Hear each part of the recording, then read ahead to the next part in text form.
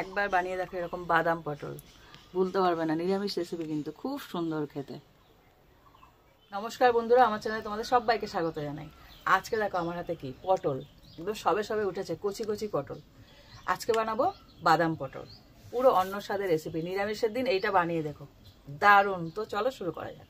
এই রেসিপিতে না পটলটা কাটার একটা পদ্ধতি আছে, তোমাদের দেখিয়ে দিচ্ছি।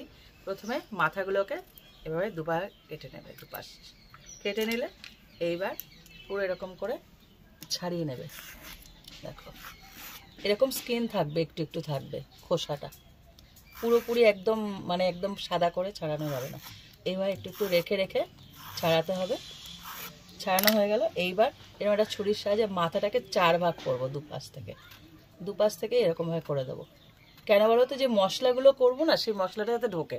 আর এই মাঝখান থেকে এরকম করে করে অল্প অল্প চিড়ে দেবো এইভাবে। তাহলে কি হবে, গোটা রয়েছে কিন্তু এর ভেতরে মশলা ঢুকবে। তো এক এক করে এই পটলগুলোকে কেটে নিই। দেখো পটলগুলোকে পুরো কেটে পরিষ্কার করে ধুয়ে মুছে নিয়েছি, শুকনো করে মুছে নিয়েছি। এবার একটা যে আসল যে মশলাটা সেটাই তৈরি করব। এখানে হচ্ছে সাদা তিল, এখানে হচ্ছে চিনে বাদাম, দেখো কতটা ভাজা বাদাম। হ্যাঁ, চিনে বাদামটা ভাজা, কাঁচা নয় কিন্তু। আর নিচ্ছি পোস্ত, দারুণ যে স্বাদ হবে। হ্যাঁ, এটা নিরামিষের দিনেই বানাই।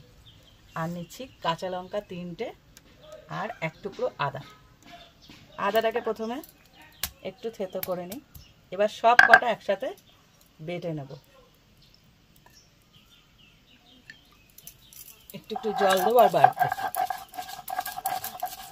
একদম মিহি একটা পেস্ট তৈরি করে নেব বেটে। দেখো আমার পুরো বাটাটা রেডি হয়ে গেছে। এবার তুলে নেবো। এরকম মিহি করে বেটে নিতে হবে, পুরো সাদা।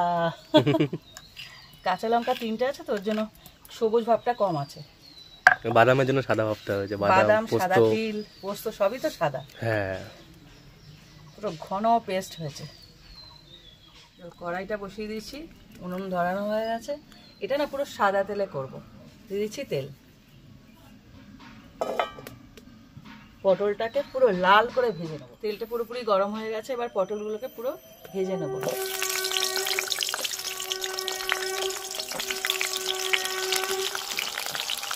ভালো করে ভেজে নিতে হবে, পুরো লাল করে। পটলগুলো দেখো লাল লাল করে ভেজে নিয়েছি পুরোপুরি। এর মধ্যেই যে মশলাটা বাটলাম সেটা দিয়ে দেবো। পটলগুলো তোলার দরকার নেই, এর মধ্যেই দেবো, কেননা পটলগুলোকে যে চিড়ে চিড়ে দিয়েছিলাম না, এই জন্যে এই মশলাগুলো ঢুকে যায়। এবার মশলাগুলো পুরো দিয়ে দেবো একদম ঘন। একটু জল দিয়ে দেবো।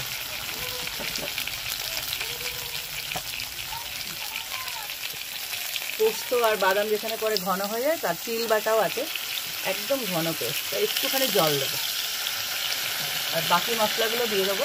দিয়েছি লবণ। এটা না একদম মাখা মাখা হবে, একদমই ঝোল ঝোল হবে না, তাই লবণটা একটু ভেবে চিন্তে দিতে হবে। 7 চামচ। আর দিচ্ছি হলুদ গুঁড়ো।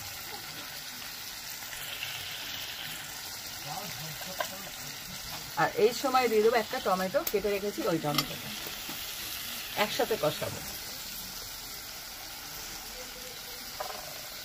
দিয়ে দিচ্ছি লঙ্কার গুঁড়ো 1/2 চামচ, একদম অল্প রাখো। এখানে 3টে লঙ্কা দেওয়া আছে। আর কালারের জন্য দেবো কাশ্মীরি রেড মির্চ পাউডার, ওটাও দেবো 1/2 চামচ। দিয়ে দিচ্ছি চিনি। সব একসাথে দিয়ে কষাতে হবে, যেহেতু এটা নিরামিষ একটু চিনি তো যাবেই। এবার এটাকে ভালো করে একটু জল দেবো আর কষাবো, কেননা বারবার না ঘন হয়ে আসবে, যেহেতু তিল আছে, পোস্ত আছে, বাদাম আছে, তার জন্য একটু একটু জল মেশাবো আর কষাবো। দেখো কষাতে কষাতে কি সুন্দর তেল ছেড়ে দিচ্ছে, কি দারুণ কালার ছেড়েছে। হ্যাঁ, কালার তো ছাড়বে। এখানে কি বলতো, কাশ্মীরি লঙ্কার গুঁড়োটা যখন দেওয়া হয় একটু কালারের জন্য, ঝাল তো হয় না, ভালোই লাগে দেখতে। হ্যাঁ, আর খুব একটা এটা না ঝাল হবে না, তার জন্য লঙ্কা দিয়েছি, কাঁচা লঙ্কা 3টে মাত্র, আর 1/2 চামচ লঙ্কার গুঁড়ো দিয়েছি। এটা মিষ্টি মিষ্টি একটা রেসিপি।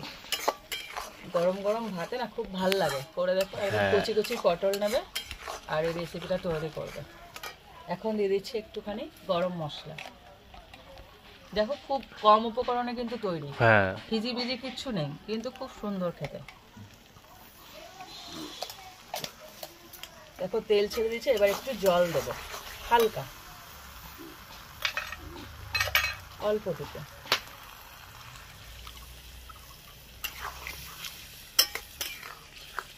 একদম অল্প অল্প মাখা মাখা জল, একটুখানি টেনে গেলেই ব্যাস রেসিপিটা খাবার লায়ক হয়ে যাবে।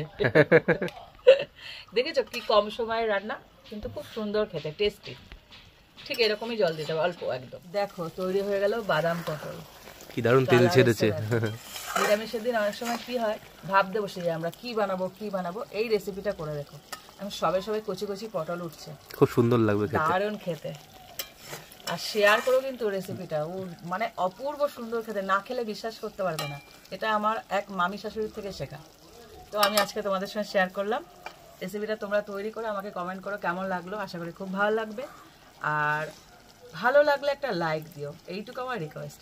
আর আরও রেসিপি পেতে আমার চ্যানেলটা সাবস্ক্রাইব করে দিতে। আজকের মতো টাটা।